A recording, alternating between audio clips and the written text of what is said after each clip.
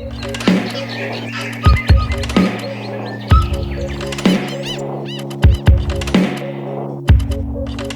afternoon, attendees. My apologies, intervening circumstances meant I was unable to be present for what looks to be an extremely interesting conference, but Plan B now prevails. So, is larger scale management of secondary native forests a reality? Well, in this presentation, I'll try to cover off some of those matters that will be important to be considered. Importantly, we need to define what we are talking about. We are talking about secondary forest. That's, in this case, going to be private land, forest that was previously harvested or extensively modified and has over the intervening years achieved some sort of structural composition that does allow some form of management with an objective of producing timber in some form.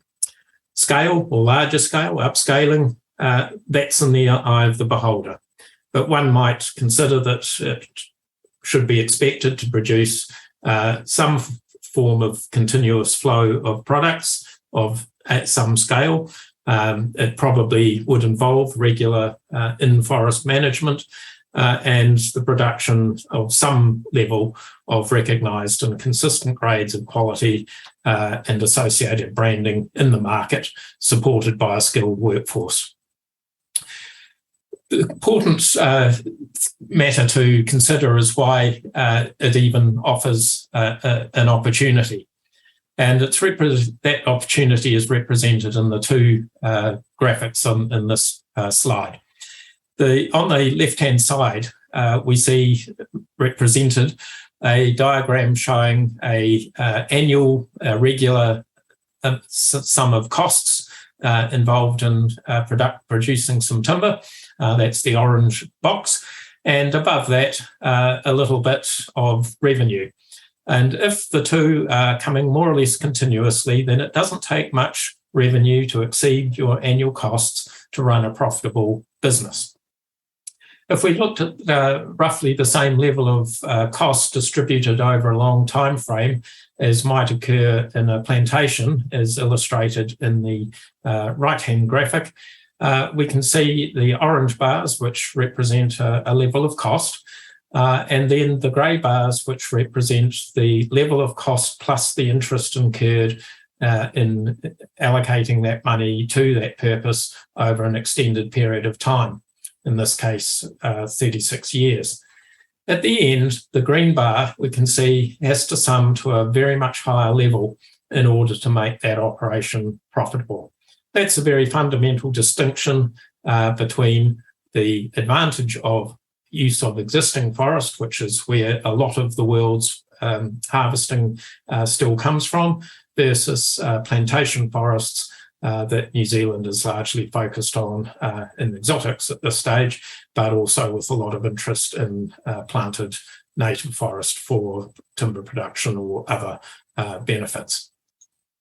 You can summarise the two things or that challenge again in this graphic, where a series of costs and their interest worked out over a period of time. In the horizontal, we're looking at the time it takes to get to harvest.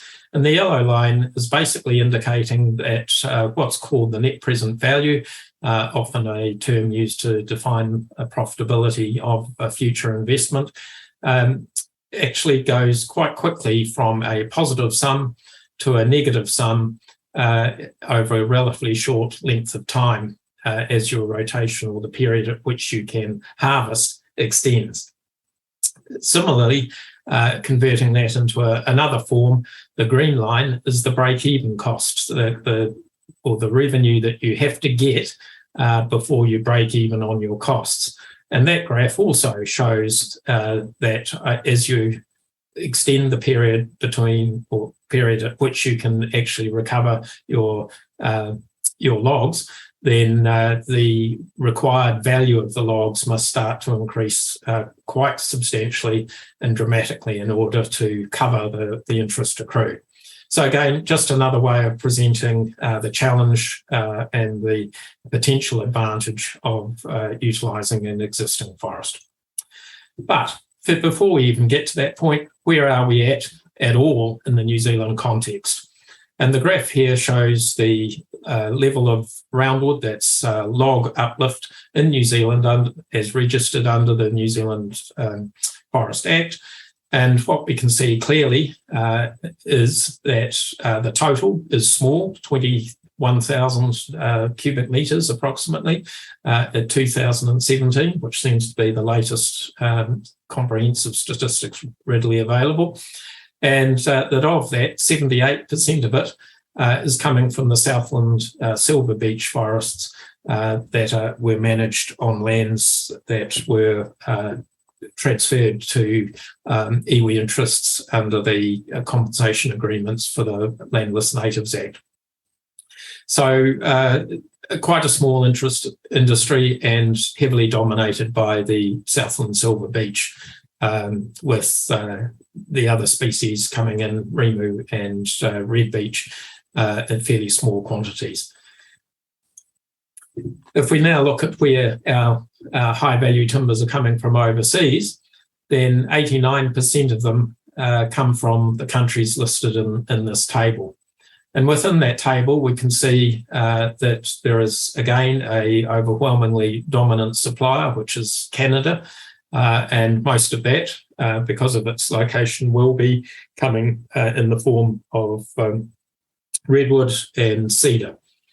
The other countries that are listed here with the blue background are ones where we can fairly safely assume that the vast proportion of those imports are high-value tropical timbers.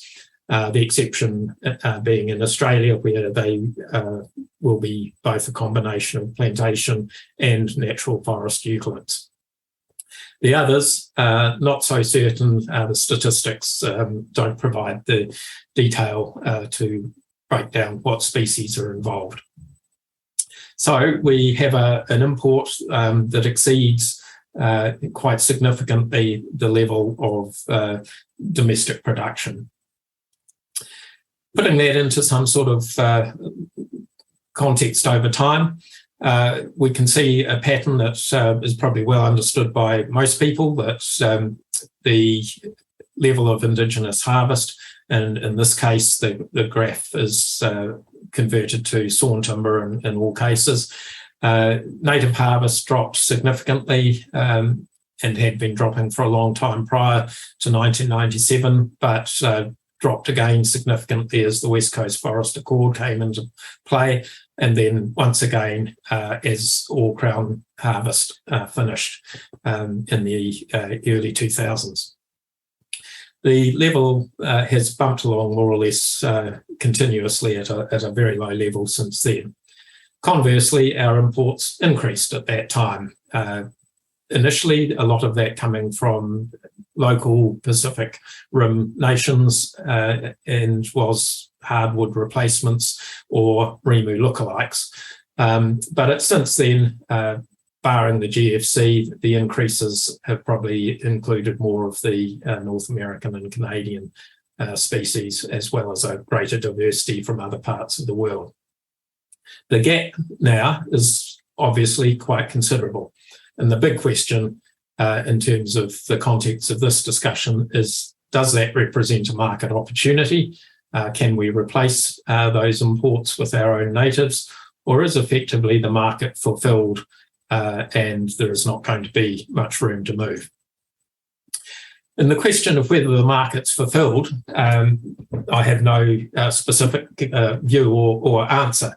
But anyone who's contemplating ramping up some form of sustained production from natural forests will need to sort of consider the wider market ecosystem. And we can look at that from the point of view as illustrated in this diagram, where within the total current consumption, a proportion of it is high-end.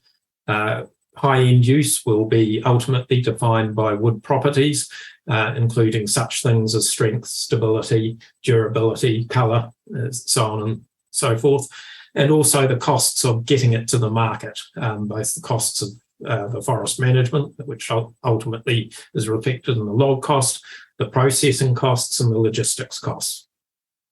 Having got a stable of timbers that can meet that criteria, the answer then becomes, well, is a proportion of that actually substitutable by our existing plantations, whether they're special purpose species plantations or our radiata plantations with modified wood characteristics.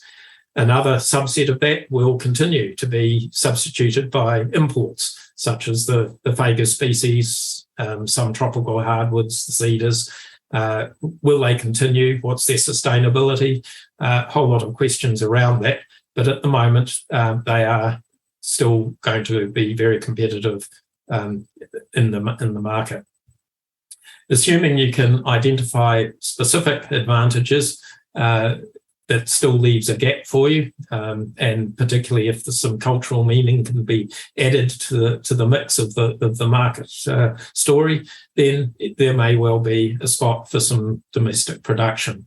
But the scale really will be very determined by identifying where the product you're hoping to produce sits amongst those other competitive alternatives.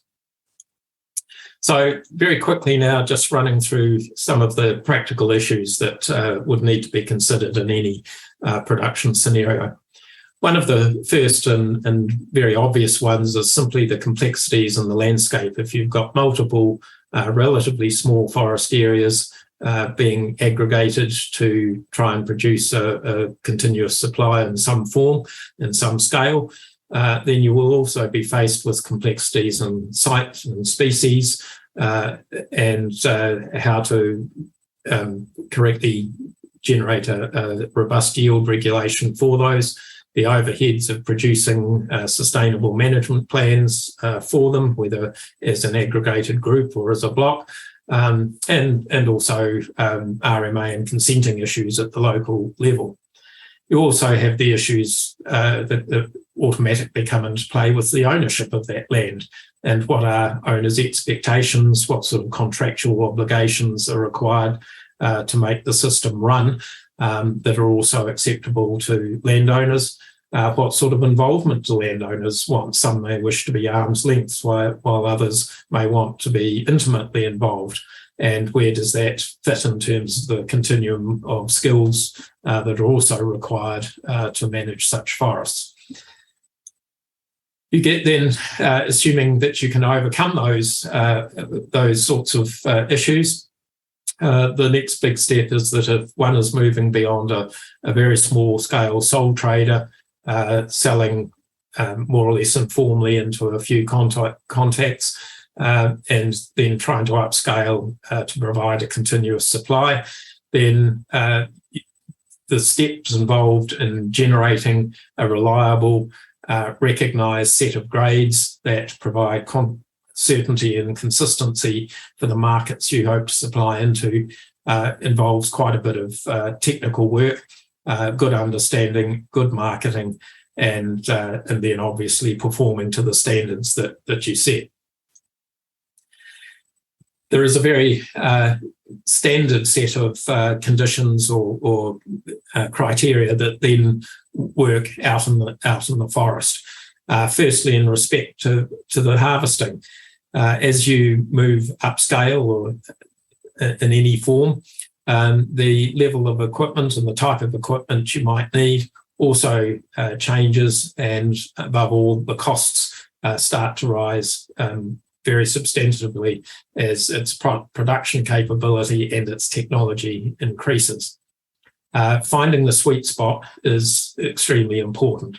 The basic trend is that as you go upscale, you need to increase your productivity because you can't just employ more and more and more human beings doing very manual work because their costs start to take over the whole production cycle. So you move into, the tendency is to move into higher technology equipment, but the cost of that equipment is very high. The production, therefore, has to be able to be met in order to get the cost reduction benefits during actual harvest. And if you get that wrong, then in fact you'll add cost very substantially, and your whole business proposition will become quite unstable. In the example here, this is just a situation of a high-tech, small-scale hauler being employed, in this case, in an exotic stand. But work studies with that machine, which arises from Europe, were that at its maximum production of about 132 cubic metres per day, which is somewhere around a third of a major production operation in a plantation forest, it was able to produce at a cost that wasn't too far above those much higher producing operations. But if you then start to reduce its daily production, as you would do if you were starting to get into continuous canopy operations in native forest, then the production drops and the cost of production goes up significantly, in this case to over $90 a cubic metre. And that's at a level of 12,000 cubic metres per year, which is actually, as we've seen from the total domestic scene at the moment, quite a big proportion of it. So exactly the same sort of issues apply when you're also talking about production of the sawn timber, cutting the logs. And you can go to quite small scale, from quite small scale to large scale. Costs increase, capital increases, productivity increases, usually quality and grade returns will increase. But if you get that balance wrong, miss your sweet spot, then all you'll do is add a great deal more cost to the delivered end product. So looking at those characteristics between the small and the large, you can see that there are many advantages as you get to the larger scale. And you would tend to, as would be the whole point of it, aim to get more control over your price endpoints, more control over the market, including possibly an ability to push the price a bit. You do get the advantages of more full-time and continuous operations, both in the forest and all the way through the supply chain. But there is big demands for quality, and certification will almost certainly become part of it. So your final bit is human resources. We're all pretty trainable, but right now in New Zealand, one would have to say that the formal qualifications and standards required to support a expanded natural forest continuous cover type operation are fairly sparse or not very well adapted. And the number of people around who are competently able to mentor a developing industry like that within New Zealand are also sparse.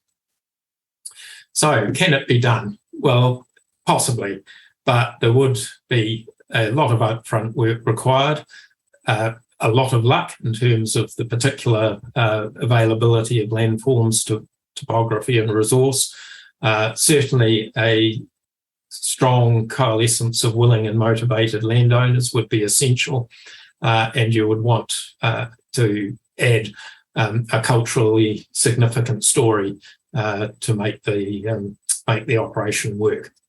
Having said all that, there is one final major hurdle, and that is the yet to be announced national policy statement on Indigenous biodiversity. And that basically now has definitions for representativeness, of which you only need to meet one, which would deem that your forest would be an SNA, or significant natural area. And if it is deemed a significant natural area, then in most cases you are required to avoid effects, a certain list of effects, and avoid means no change in RMA parlance. So that would make it extremely difficult in most cases. So on that less than optimistic note, I can quickly take any questions. I see there is one here about what species might one suggest would be suitable for a continuous cover secondary forest operation. in reality, you can probably manage anything for just about anything at a certain scale. But if we are looking at the timbers and at something more than completely ad hoc, then the species that are likely to be best matched for that are still the ones that we probably best understand. They have a strong canopy dominance and a strong regenerative capacity. And so Kauri would be obviously a front runner were it not for the Phytophthora, for which there appears to be no certain solution coming over the horizon anytime soon. The beeches, obviously, and Tolthra, all looking good. Rimu in the North Island, I'd have doubts about because it appears to be very dependent on those mass disturbances, which and poor regeneration in between. And some of the other species that have been used in the past, Tawa, for instance, probably could be, in a practical sense, much more shade tolerant, but their actual tree form and trying to get better conversions out of them would probably render them a pretty tough choice. So with that, I will finish, and good luck to everyone, and hope you enjoy the rest of the conference. Thank you.